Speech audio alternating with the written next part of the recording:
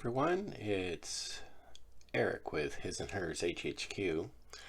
Um, it's actually morning as I'm recording this, and it's actually Friday morning. You should be able to, should have been watching a video for this morning, but that one was ruined. So I'm having to re-record. You know, it happens. I guess it's the first time it's happened for me, so I guess it happens, and well, I have to do it again. So unfortunately, showing you how I mask the side windows was lost in that video. I've already got a lot of stuff masked off here. I got an example here of what I did. I have my big piece of Tamiya masking tape there, and what I'm doing essentially is cut off a section that looks like it'll fit that, like I would lay the canopy here, cut out that bit of tape, lay it in that section, and then I'll use a toothpick to try and make sure I have the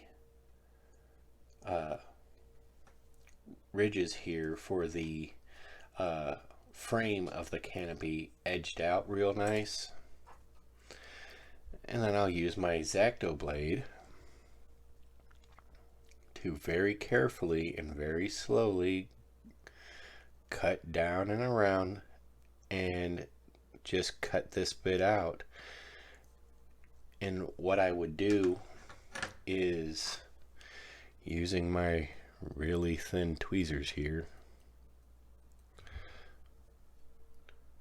is reach in and pull this part out, leaving the mask in place. I did this piece here, and the reason why it's so high here is because for some reason, I don't know how well you can see that,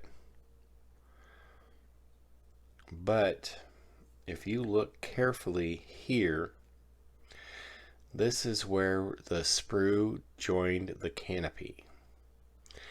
And as you can see, it left a really ugly mark. So I'm going to try to alter the canopy a little bit. Not the canopy itself, but the paint job on the canopy. So just the bottom portion of this panel, and then the bottom portion of this panel will be painted along with the fuselage when it's done. But then the rest of it will be clear the way it's supposed to. Again, I've got the clear green X25 from Tamiya. It's an acrylic paint, and I'm going to paint the inside of the canopy here and here, because the top portion of this canopy should be green. It should diffuse the sunlight coming in, because when you're in an aircraft, there's no shade, as it were. When you're in the cockpit, there's no shade. And there should have been a darkened canopy there, but there's not. So I'm going to get to finish masking that off camera. My hope is to have this all done for you by Sunday, but it's not a guarantee. But as you can see, I used the Super Gloss Mod Podge and a toothpick to dab glue into the corners to hold the paint in place. And I did the same thing with all of these. Again, the fuselage is going to be closed off when it's assembled, so you're not really going to see a whole lot the inside there. I'm even going to have the door shut. So since that other video was ruined, which happens, I blame myself. I messed it up. And my video editor, my 16-year-old son, he found the couple of mess ups, and I was like, oh man, like I tell you what, I'll just re-record. So that's what we're doing this morning. So I think what we're going to do, since the door is already pretty well ready, we're going to clip it off. Clip off the rails for the door and go from there.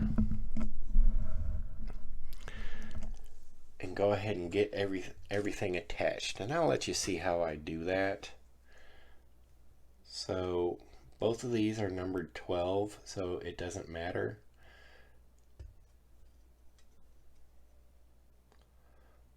Which one is top or bottom, it doesn't matter.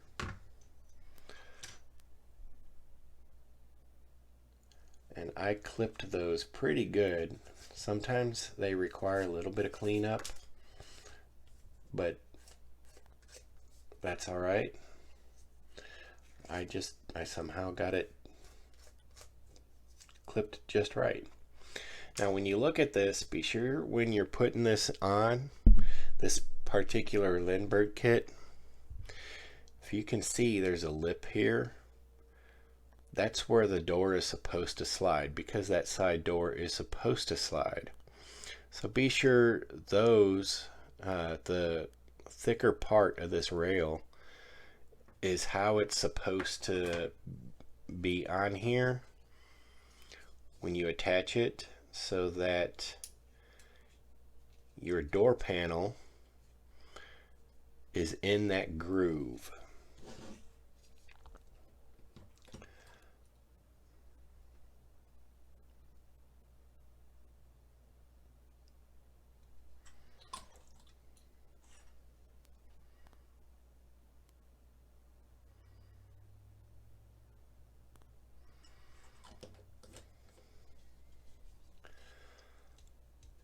Yeah, back in the day, they didn't have this Tamiya extra thin. Your basic glue was this stuff,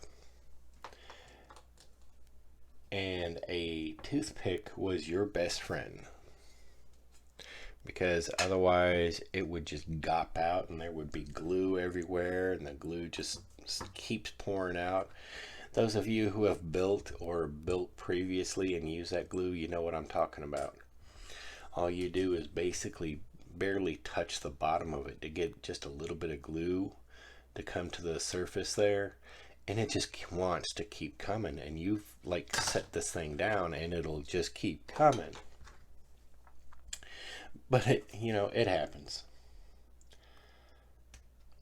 Luckily those tubes of glue are usually relatively cheap.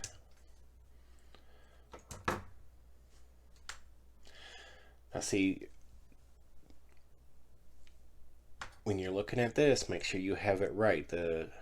You have these little lips on the top and bottom, so you know what is top and bottom. In this case, you're going to have more panel here, meaning bottom. So when you do that, you can set that in there.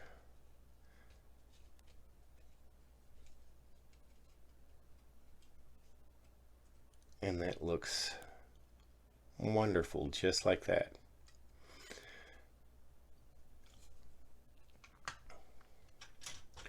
The reason why there's little speckles of gray there is just because of a little bit of overspray from spraying this. I may go over that a little bit off camera, obviously, and try to clean that up just a little bit before I spray on the primer, because we don't want it to get in the way.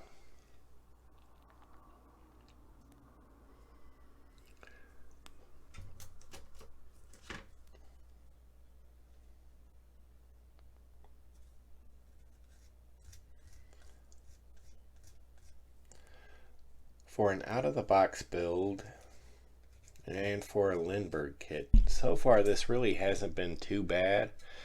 I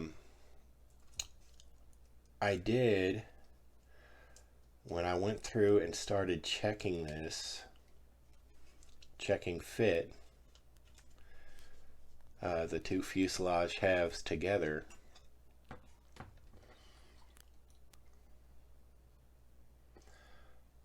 I did find that even after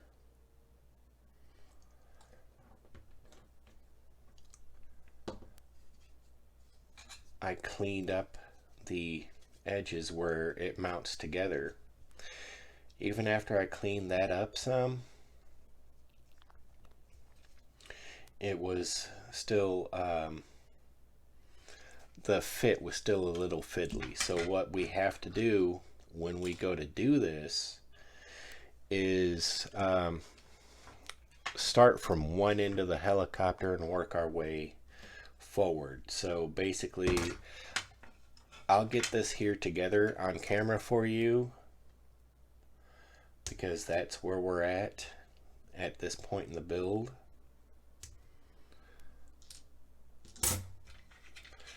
And show you how it goes, and the rest of it will be off camera, but the process will still be the same, and you'll have an idea of what we're doing here.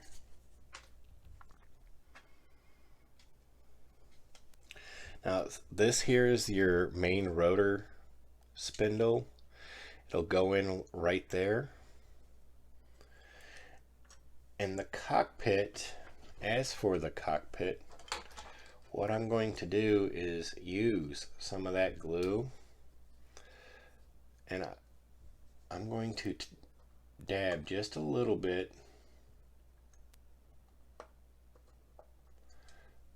there on my little tub here. I'm going to try to be as quick as possible. You can use the Tamiya extra thin to do this, but we're just going to get a little bit of glue up in here.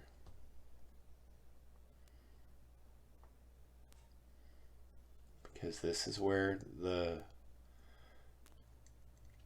cockpit touches.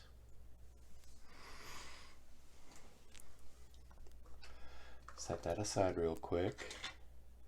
This doesn't dry too fast, so I'm kind of doing this, kind of pushing myself on this here. And we're going to use this mess to get some glue down on this spot here.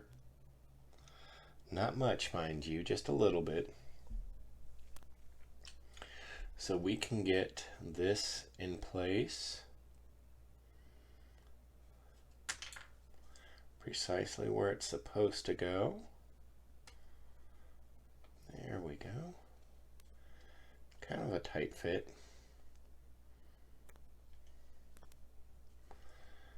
Make sure that's in place. And that this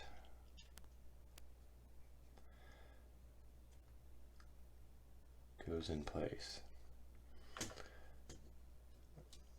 going to set that down. Grab one more toothpick.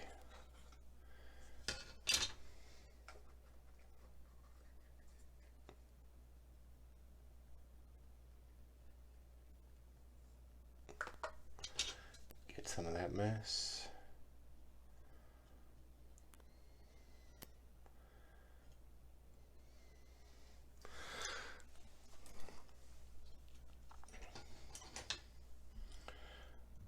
And this is all happening real time, so you will actually get to see what issues you may have if you have this Lindberg 1/72 scale SH-3 Viking kit.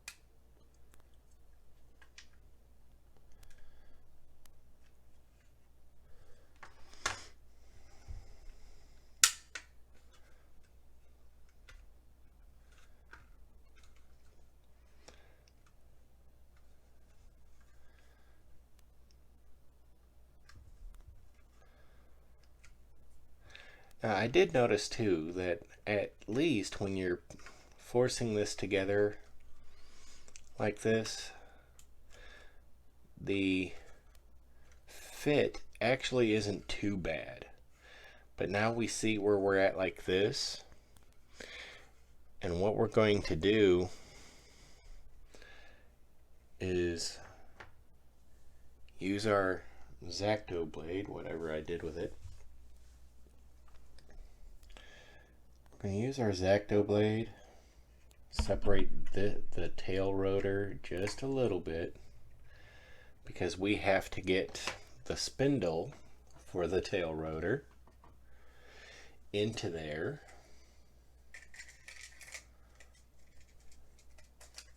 Before we apply glue.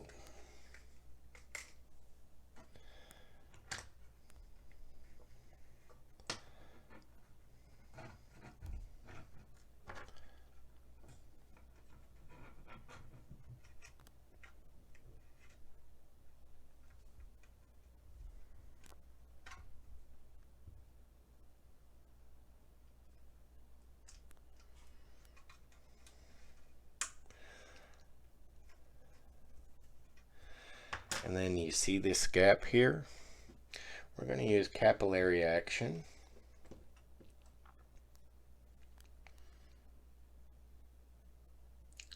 To dip some of the Tamiya extra thin in there.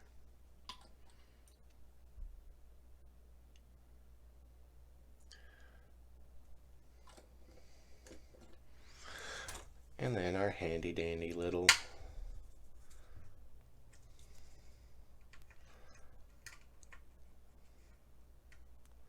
clothespin to hold things together.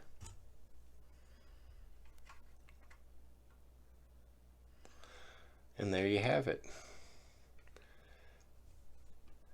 Throughout the day, throughout the rest of the build, I'm going to sit here and slowly work my way to the front of the helicopter, applying the Tamiya extra thin where the gaps are here in the fuselage. I will apply the Tamiya extra thin and let capillary action take it along the fuselage. And once it's all dry, then I'll work on the cleanup, a little bit of sanding, because I mean you can obviously hear that. It's just horrible. And that's one of those things we can do an out-of-the-box build and still come up with a nice kit. Just remember to clean that up a little bit. But anyway, so there it is. That's where we're at in the build. I'm Eric with His&Hers HHQ. You can follow us over at on Facebook at His&Hers Hobby Headquarters. Take a moment, like, subscribe, share, and help us continue to grow the hobby of scale model building. It is certainly not necessarily a dying art form, but there's less and less out there. You know, get the kids involved, let them start building. It's a really good, relaxing hobby. And I use relaxing loosely because I know a lot of people, it can stress them out. So that's why I suggest, in this case, out of the box. It doesn't have to be perfect. No bells and whistles. You're just doing it straight out of the box. Other than some little cleanup, you can have fun and still turn out a really nice kit, and that's what we're going to do. So yeah. I'm Eric with His&Hers HHQ. Have a good day.